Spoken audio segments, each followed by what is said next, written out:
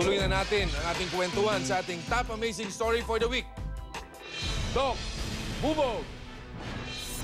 Isang beses isang taon, nagsasagawa ng kakaibang ritual dito sa Venezuela.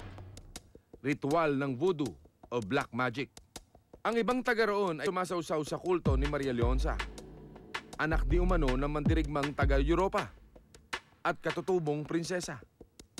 Iaalay ng lalaking ito ang kanyang katawan bilang medium na maaring saniban ng espiritu. Sasailalim muna siya sa malalim na trance, saka magdadanak ng dugo. Ang baso ito, di gagamitin sa sermonyas ng inuman. Kakainin niya ito at ngunguyain ang bubog.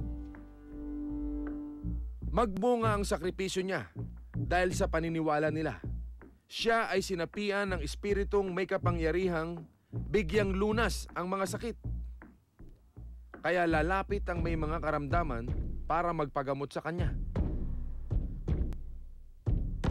Tuloy-tuloy ang paganong tradisyon sa gabing ito bago ipahinga.